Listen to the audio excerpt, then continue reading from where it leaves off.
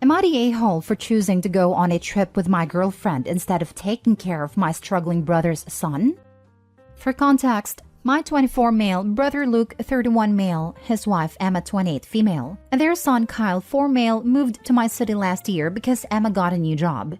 They would occasionally ask me to watch Kyle because I work from home with very flexible hours. I personally do not like kids at all, but I was happy to do it at a time because I wanted to help them. It was not that often, maybe once or twice every 2 weeks, and Kyle was very well behaved. Now, the issue started near the end of last year when Luke decided to change careers.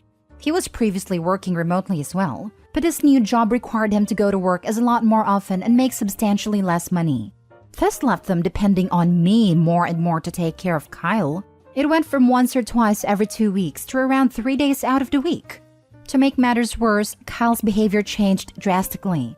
To be completely honest, I can barely stand a kid anymore, constantly running around and screaming while I'm trying to work, and just overall being a little turd.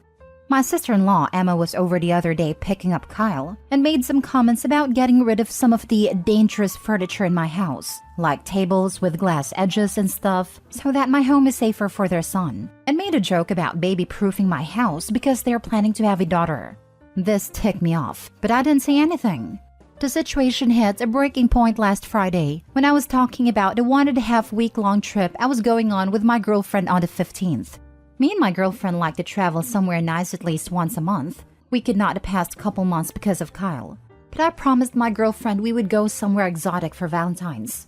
Upon hearing this, they got pretty mad, asking who was gonna take care of Kyle, and that I need to stop these childish trips, and that I need to take more responsibility because I'm an uncle now.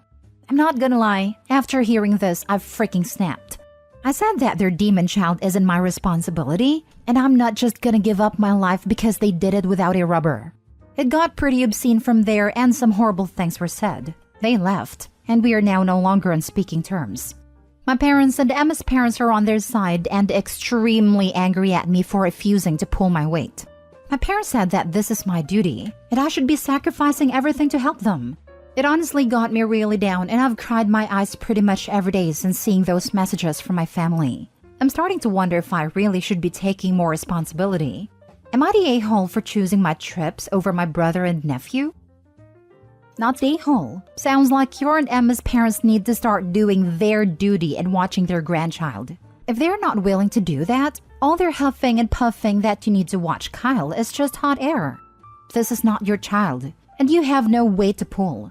This just reeks of trying to gang up on you because you're the youngest and you're nice, and they think you're going to cave. Stay strong and keep your boundaries. As an uncle myself, the most responsibility we should be given is to tucker out the nieces and nephews at family gathering and nothing more. Emergency childcare, sure, but suddenly the third parent? Hell no. Sounds more like they think uncle is a free nanny in daycare. They abuse his willingness to help. The uncle has all the right in the world to take his girlfriend on a trip.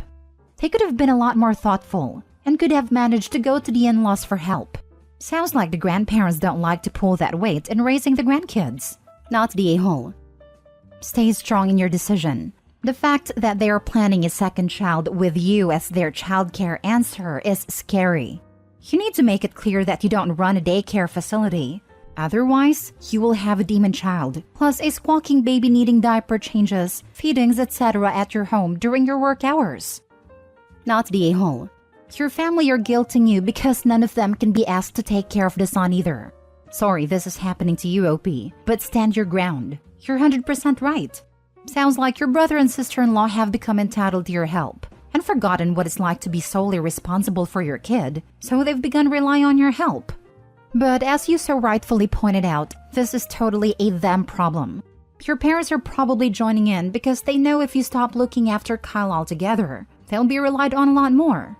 Also, about your outburst, yeah, maybe not the best way to react, but they pushed you to breaking point and you snapped. Also, they were being rude and unreasonable in their expectations, so I don't expect you to respond 100% calmly and rationally either. Next story. Am I the a-hole for not splitting my daughter's college fund? When my 42 female daughter 17 female was 7, we lost her father to an avoidable accident. Due to that and a subsequent settlement, my daughter was able to have a trust fund of sorts that provided for college, grad school if she wanted, and even some left over for whatever life might bring. It is money that, if managed wisely, would enable her to have a head start in life. She knows about this, and is never taken for granted given where the money came from. After all, we'd both rather have her father around than the money. That said, life moves on, and I remarried 6 years after my husband's passing to a lovely man who has 2 children of his own, 17 female and 13 male. All of the children live with us primarily, with his children seeing their mother on vacations as she lives across the country. This year, both our girls are graduating and should be headed to college. My daughter was admitted to her dream school last year and is ecstatic about it. Her father was an alumnus, and she has this old sweatshirt of his that she kept to remind her of him. She cried so much when she got in, and both her stepfather and I were proud of her because she worked hard to get in. My stepdaughter will also be attending a wonderful school that is one of the top-ranked schools for her interests. The problem now arises with the money to pay for stepdaughter's school. Because her parents cannot afford to pay the tuition in its entirety, stepdaughter will have to take some loans. All told, she will graduate with about $40,000 in loans, which I think is still quite modest for the school she's attending, and her earning prospects post-graduation. But my daughter will graduate debt-free, and for my husband, this is suddenly a problem. He wants us to split my daughter's fund between all 3 kids, because then they could all probably have college fully paid for. My daughter won't have much left over, and will definitely need to borrow for grad school, which she has expressed interest in attending. But according to my husband, that's okay because everyone will start off on an equal footing post-college. I think this is unfair to my daughter because 1, her father had to die for this money, and 2, this is like her inheritance from him. My husband thinks that they are all siblings and she should be happy to share the money with them if it means giving her siblings a head start in life. I absolutely do not want to put her in the position of being guilted into saying yes if she doesn't want to. I've expressed all of this to my husband and he thinks that I'm being selfish, that I'm teaching my daughter to be selfish, and I obviously don't consider my stepkids the same as my daughter. Am I the a-hole for wanting to protect my daughter's trust for her as it was intended? Edited to add, since I've seen this a few times already, both kids do have college funds but somewhat smaller because my husband and his ex got their finances in order later in life. So there is some money, but with the caliber of the school that stepdaughter will be attending, she will still need some loans to cover costs.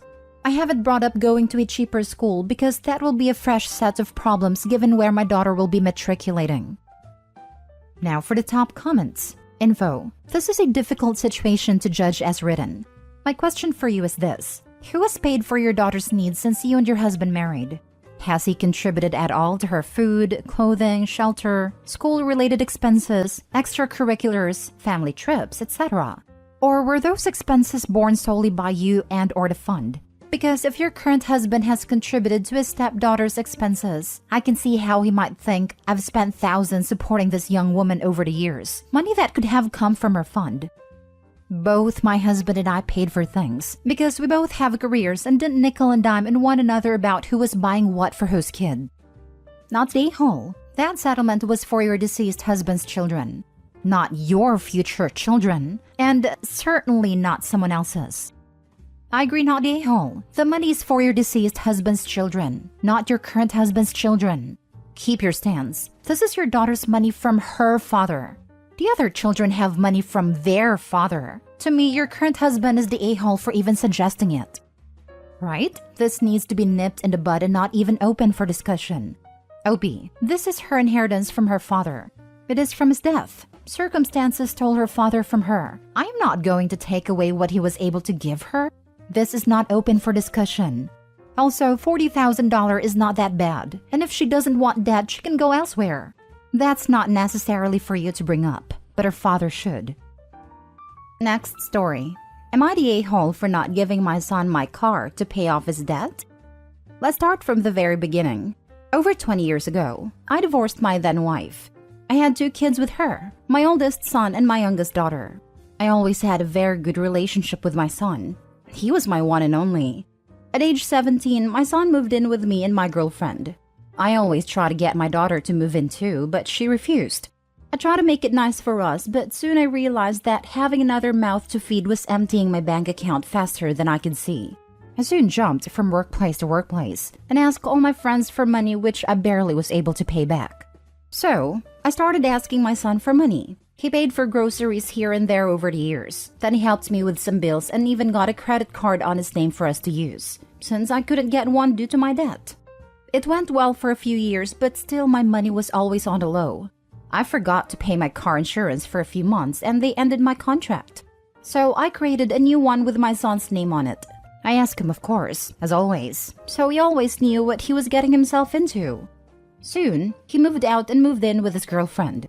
She was a very nice girl, or so I thought. He soon asked me to pay him back some money since now he had some credit card debt. He did the math and it summed up to around $10,000. I really didn't have that kind of money and he knew that, and he soon went no contact. He visited me and we talked normally for some time. Then he started asking me for my car. He asked me if I could give him my car so he could sell it to pay off his debts. I told him no immediately. I needed a car for my new job since it was in the neighboring city. He told me to take the train and bus and that there were cheap tickets and my job could help me get a permanent ticket. I told him that I couldn't do that. That was at the end of 2021. I told him if I didn't have the money for his debt until January of 2022, he could have a car. After that conversation, he went no contact again. January came and I didn't have the money. I really couldn't bring it up and I told him that. He asked me about my promise in a car, but I know I didn't promise him anything. I told him I still need a car. We had a long fight over the phone in which his girlfriend said that a loving father wouldn't do something like that to his son, with which she meant all the money I took from him.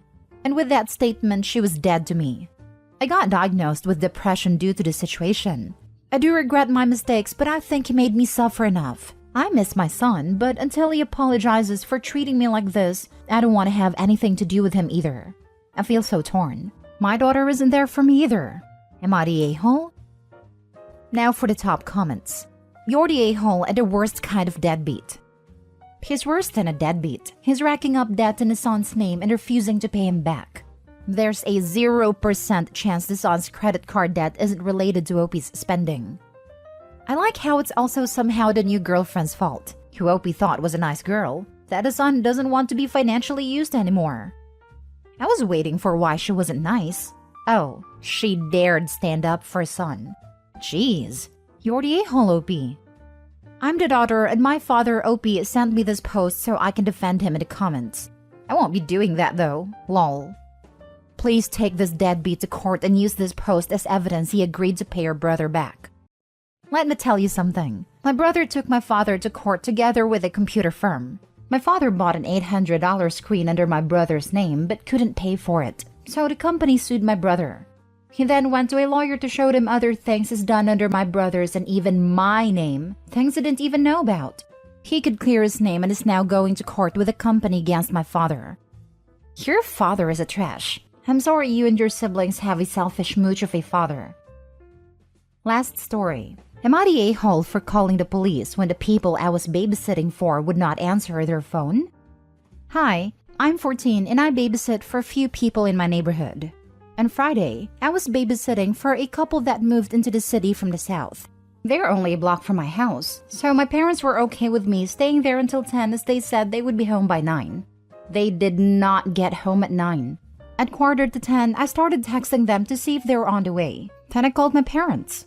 My mom came over because I was getting worried. It had snowed pretty bad on Friday and they weren't answering. At 11:30, we phoned the police as I was freaking out. The police got their names and address and I guess found their license plates like that. They found them in about 25 minutes. They were at their friend's house. They called me and they were mad that I called the police. I promise, I wouldn't have called the police if they had answered my texts or calls, and my mom was concerned as well. I didn't call to get them in trouble. I was worried. But they told my mom that I'm not mature enough to be babysitting if that's how I'm going to behave. I feel kind of bad that the police made them come home from their friend's house. But I think that they should have answered the phone. What if there was something wrong with their kids? Not the a-hole. The parents were taking advantage of you. You did everything you should have, including trying to reach them, contacting your mother, and then contacting the police. You've done nothing wrong. The parents are angry at being caught out on bad behavior. Yes, this was the epitome of maturity. Opie had valid reasons to be worried. They were the jerks here, not you, OP, and not your mom. If they were responsible parents, they would have answered your calls. Or, gasp, gotten home on time as promised? Don't let them get you. Not the a-hole. 1. You are a literal child. 2. They gave you an undertaking and failed to keep it or inform you.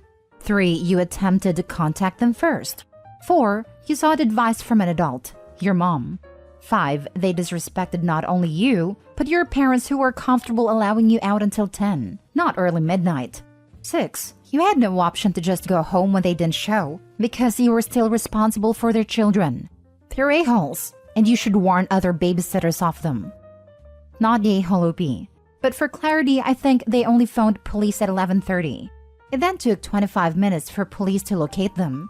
At the very least, it would be another half hours for them to be home because police are gonna do a quick interview there and then, before releasing them home. It's gonna be well after midnight. Never babysit for them again, OP. Not the a-hole. 3 things. 1. You said they moved to your city from the south. I assume you mean a state that doesn't get a lot of snow?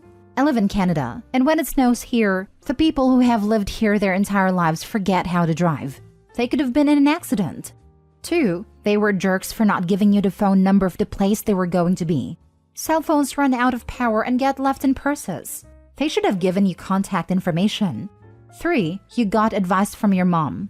You didn't do this without thinking it through, or out of spite. You had legitimate concerns, and they were enough for your mom to agree that calling the police was a good idea. You did the exact right thing. They were upset because a 14-year-old girl was more responsible than they were.